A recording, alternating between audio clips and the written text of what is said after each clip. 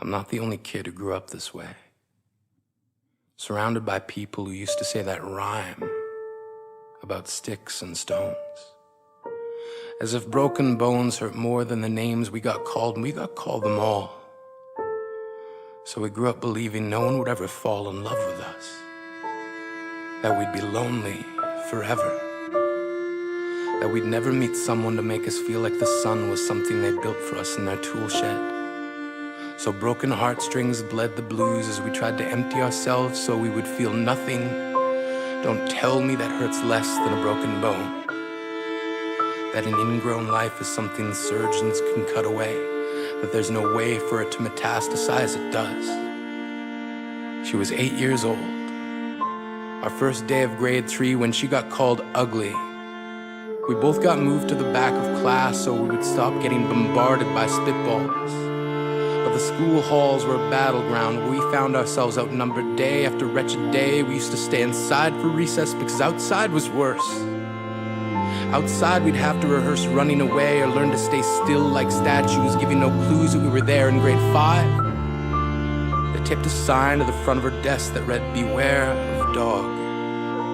To this day, despite a loving husband, she doesn't think she's beautiful because of a birthmark that takes up a little less than half her face. Kids used to say she looks like a wrong answer that someone tried to erase but couldn't quite get the job done. And they'll never understand that she's raising 2 kids whose definition of beauty begins with the word mom. Because they see her heart before they see her skin. Because she's only ever always been amazing. He was a broken branch grafted onto a different family tree. Adopted. Not because his parents opted for a different destiny. He was 3 when it became a mixed drink of 1 part left alone and 2 parts tragedy.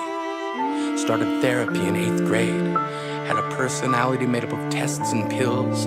Lived like the uphills were mountains and the downhills were cliffs. 4/5 suicidal, a tidal wave of antidepressants, and an adolescence being called pauper. 1 part because of the pills, 99 parts because of the cruelty. He tried to kill himself in grade 10 when a kid who could still go home to mom and dad had the audacity to tell him, "Get over it." As if depression is something that can be remedied by any of the contents found in a first aid kit. To this day, he is a stick of TNT lit from both ends. Could describe to in detail the way the sky bends in the moments before it's about to fall. And despite an army of friends who all call him an inspiration, he remains a conversation piece between people who can't understand. Sometimes being drug-free has less to do with addiction and more to do with sanity.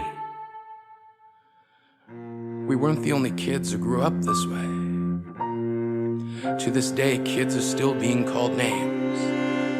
The classics were "Hey Stupid," "Hey Spaz." Seems like every school has an arsenal of names getting updated every year.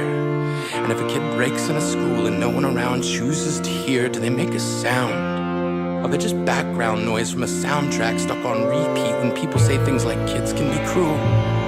Every school was a big top circus tent, and the pecking order went from acrobats to lion tamers, from clowns to carnies. All of these miles ahead of who we were freaks. Lobster claw boys and bearded ladies. Oddities juggling depression and loneliness, playing solitaire, spin the bottle, trying to kiss the wounded parts of ourselves and heal. But at night, while the others slept, we kept walking the tightrope. It was practice, and yes, some of us fell. But I want to tell them that all of this is just debris left over when we finally decide to smash all the things we thought we used to be. And if you can't see anything beautiful about yourself, get a better mirror. Look a little closer. Stare a little longer. Because there's something inside you that made you keep trying despite everyone who told you to quit. You built a cast around your broken heart and signed it yourself. You signed it. They were wrong. Because maybe you didn't belong to a group or a clique. Maybe they decided to pick you last for basketball or everything. Maybe you used to bring bruises and broken teeth to show and tell but never told. Because how can you hold your ground if everyone around you wants to bury you beneath it? You have to believe that they were wrong. They have to be wrong. Why else would we still be here?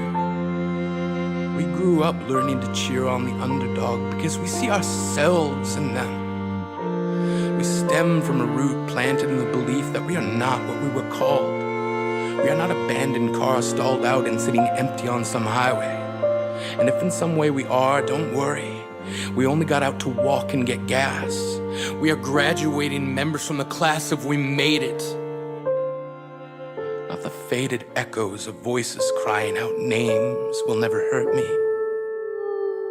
Of course, they did. But our lives will only ever always continue to be a balancing act that has less to do with pain and more to do with beauty.